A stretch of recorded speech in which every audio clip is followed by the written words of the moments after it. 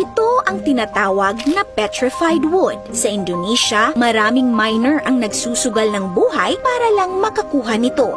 Petrified wood kasi ay isa sa pangunahing materyales sa paggawa ng mamahaling furniture na umaabot sa $5,000 ang isa o mahigit sa 278,000 pesos sa pera natin ngayon. Depende sa laki nito. Pero kung sa Indonesia ay kailangan pang buwis buhay na hukayin ang mga ito sa ilalim ng lupa, sa isang national park sa Arizona, USA naman, nagkalat lang sa ibabaw ng lupa ang napakaraming petrified wood. Sa National Park, makikita ang naglalakihang petrified wood na tinatayang halos 200 million years old na, mga punong nabuhay pa noong panahon ng mga dinosaur. Kung titingnan, para lang itong mga putol na troso. Ang ilan ay sobrang hahaba pa, na parang mga puno lang na nakatumba. Ngunit paano nga bang ang mga kahoy na ito ay nananatiling buo kahit ilang taon na ang nakalipas? Katulad ng agate house na gawa sa petrified wood at pinaniniwala ang itinayo, mahigit 900 years na ang nakararaan.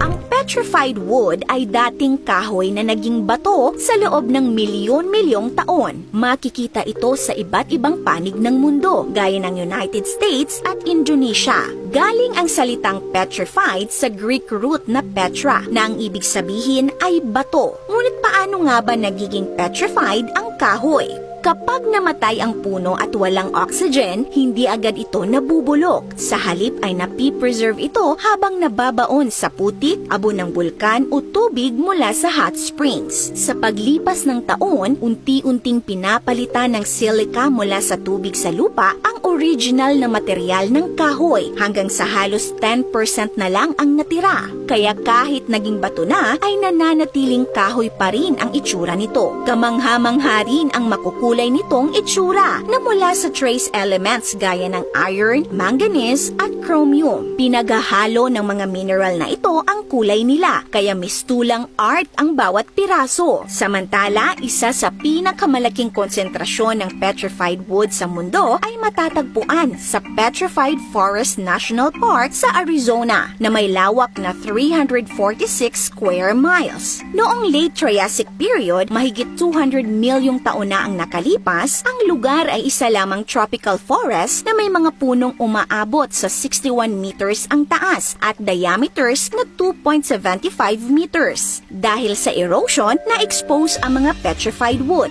at ngayon ay nagkalat na sa buong lugar. Noong 1941, tinatayang nasa $200 million o mahigit sa 11 billion pesos ang halaga ng mga nakalitaw na petrified wood sa parkeng ito. Hindi pa kasama rito ang mga nakabaon sa lupa. Bukas ang petrified forest buong taon, pero mas dinarayo tuwing fall dahil sa banayad na panahon. Mahigpit namang ipinagbabawal sa National Park ang pagkuha at paglipat ng petrified wood. Ang sinumang lalabag ay pagmumultahin ng hindi bababa sa $325 o humigit sa 18,000 pesos. Samantala sa Indonesia ay buwis buhay ang pagmimina nito. Gamit ang martilyo at crowbar, bumababa ang mga miner sa delikadong mga minahan na nasa 10 feet ang lalim at kulang sa bentilasyon. Bagamat may mga legal na operasyon, laganap pa rin ang illegal na pagmimina dahil sa kawalan ng permit at tamang kagamitan.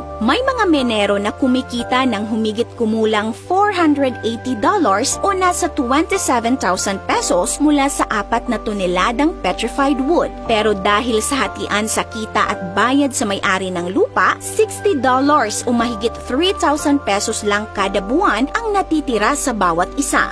Samantala, ang isang petrified wood item sa furniture store na ito sa New York ay nabibenta mula sa halagang $500 hanggang $5,000.